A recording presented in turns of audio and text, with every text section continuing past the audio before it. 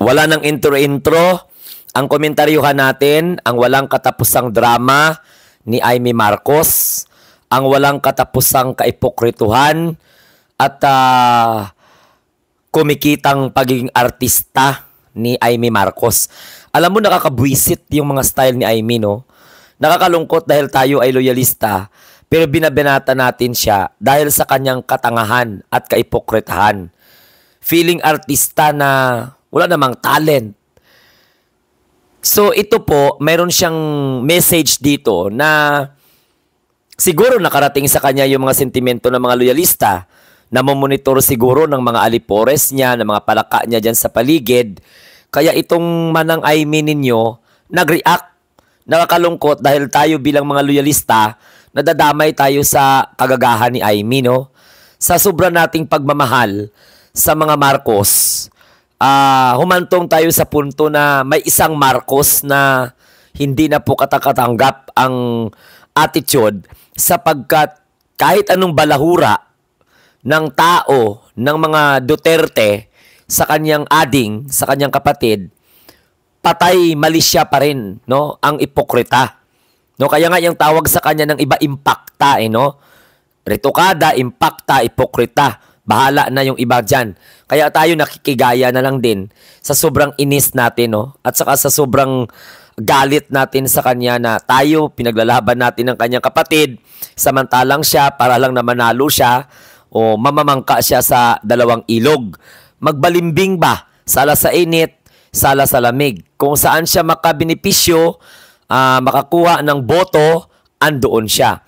So, sa punto na to, mayroon po akong babasahin sa inyo na litanya ni Imee Marcos, na ito po ay hindi ko naintindihan. Parang lutang ba? Parang lutang na wala sa sarili, gumagamit ng mga matalinhaga, ng mga salita, na siya nga mismo sa sarili niya, hindi niya po alam kung ano po yung mga kahulugan ng kanyang mga tinuran o kanyang mga winika o sinasabi. So ito po ang mensahe ni Imee ngayong araw, October 1, 2024. Okay? Parang buena mano, no? Sabi niya dito, hindi daw siya namamangka sa dalawang ilog. No, siya daw po ang ilog na kung saan nagtatagpo ang dalawa. Hindi daw siya playing safe. No? Hindi daw niya kailangan maglaro at magpaka-safe. Sabi niya, mahirap nga itong lugar niya natin, pero ito daw po yung tama. Wow. So, hindi pwedeng sukuan ang pag-asa. Sabi ni Imee, hindi pwedeng sukuan ang pagkakaisa. So, kung titingnan natin ang kanyang mga line, gumagamit siya dito ng mga malalalim na mga salita na nagpapatunay ng kanyang kaipokrituhan at kawalang kwenta mag-isip, sapagkat nakita po ng taong bayan ang kawalang suporta niya sa kanyang napakabuting kapatid na Pangulo ng ating Republika ng Pilipinas, na binabastos na ng isang ilog, no? Sipin mo yan, binabastos na ng isang ilog, okay pa rin siya. Pero ang hindi ko maintindihan, si Imee Marcos, inisip niya sa sarili niya sa daw po yung ilog. Parang nilalagay niya sa sarili niya na importante ang papel niya para yung, tawag nito, yung dalawang bangka ay magtagpo. Alam niyo, sa totoo lang, masakit man sabihin, pero si Imee Marcos ay isang manggagamit. Masakit man sabihin, bilang loyalista, si Imee Marcos ang namamangka talaga sa dalawang ilog. Hindi siya ilog. No? Hindi siya ilog. Kasi kung ilog siya, dapat maintindihan niya kung ano ang kaimportansya niya, no? Bilang ilog sa pagiging pangulo ng kanyang kapatid. Pero wala eh. Tumutulong pa siya upang ang tao sa kampo ng mga Duterte magalit sa kanyang kapatid. So anong tulong maibibigay ng ilog? Anong importansya ang mabibigay ng ilog sa bangka? So kung si Imee Marcos ang ilog, baka siya po yung magdahilan para malunod ang kanyang kapatid. At yung isang bangka ang maligtas. Kasi sa punto na to, parang gustong iligtas ni Amy Marcos si Sara Duterte. Hindi si PBBM, no? Ang gusto niyang iligtas.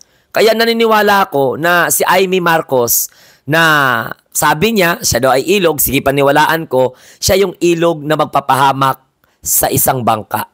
Walang iba kundi ang kanyang kapatid. Dahil hindi natin nakikita yung suporta niya kay PBBM eh. No?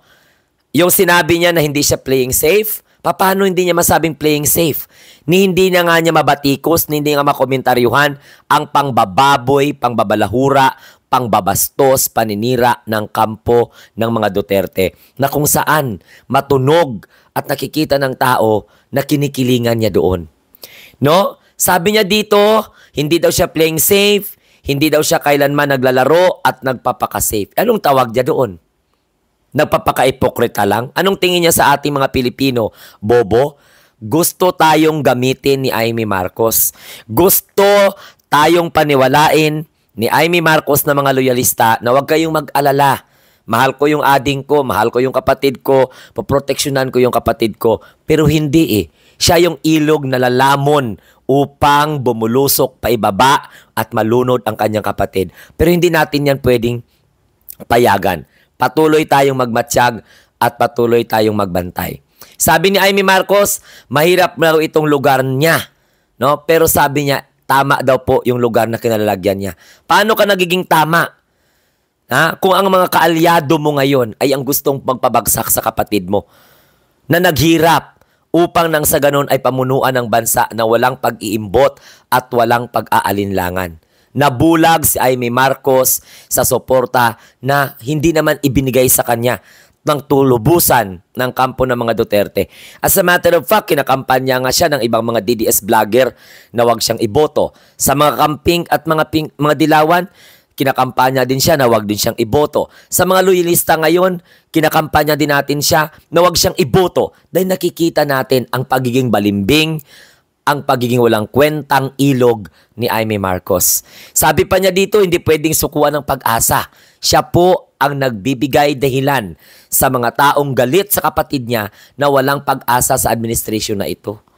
Siya po ang naging dahilan kung bakit lalong lumalalim ang galit ng mga Pilipinong hindi nauunawaan kung ano ang tunay na mga nangyayari sapagkat binulag sila ng puwersa ng kadiliman na kung saan nagpaalipin sila, nagpakampon sila sa mga digongyo na yan. Sabi ni Amy Marcos, hindi pwedeng sukuan ang pagkakaisa. Mayroon bang pagkakaisang ginawa si Amy? Wala.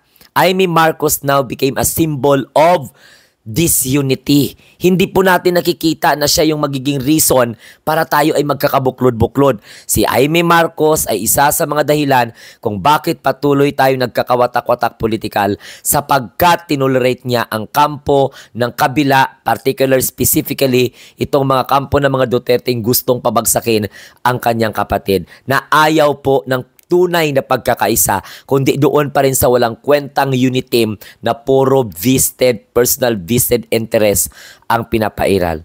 Kaya sa ating mga mahal na mga kababayan, wag nating iboto, wag nating bigyan ng pagkakataon.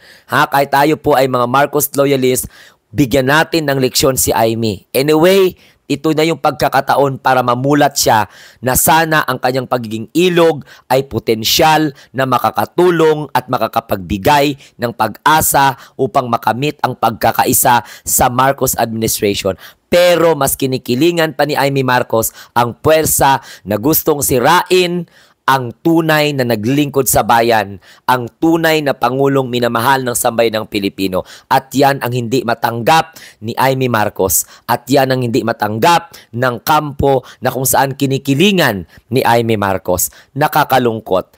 Pero wag tayong mag-alala, determinado tayong ipaglaban ng gobyerno, ipaglaban ng ating mahal na Pangulo, ang kapatid ni Amy. Kung hindi niya kayang suportahan, wag nating iwan ang ating mahal na Pangulo hanggang sa matapos ang kanyang termino. Maraming salamat po sa inyo.